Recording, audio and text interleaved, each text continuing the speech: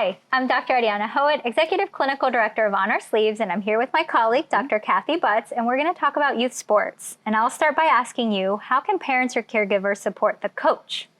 Well, it depends on the age. I think that when you've got kids who are exploring sports in their younger years or even in middle school, those coaches are parents as well. And so getting with them early on to see if they need any input or any aspects of volunteering during the season can be helpful. Otherwise, it's a matter of them just being on the sidelines, frankly, and having those early conversations with the coach or even with your child about how you should be on the sidelines can be really helpful. Sometimes it's not helpful to be providing pointers or to, really even be engaged with a lot of excitement. Kids might not want that. And getting with the coach ahead of time about, do you need me to intervene when my child is not participating well, or maybe there's a behavioral issue going on. Those are going to be really important conversations up front.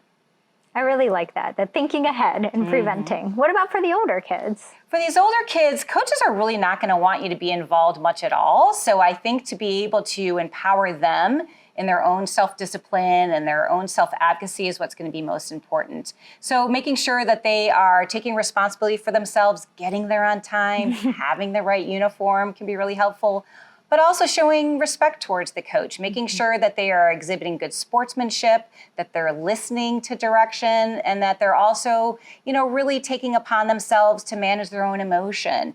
And, finding time and ways to really deal with that disappointment without complaining is really going to make for smooth sailing with the season. Sure. How do we support the young athlete themselves? I would go back to basics first and foremost. Let's make sure that we've got basic lifestyle habits that are in place. So regular meals, proper hydration gets, needs a lot of help sometimes, but also prioritizing sleep. That is so important for kids of all ages and can be pretty challenging for adolescents. We also want to make sure that parents are allowing for open lines of communication. And what that means is not necessarily commenting on how the child is doing during practice or during a game, allowing the child to guide them and seek input when needed, and taking a neutral stance as best they can. If they provide feedback, let's make sure the negative feedback is balanced with some positive input as well.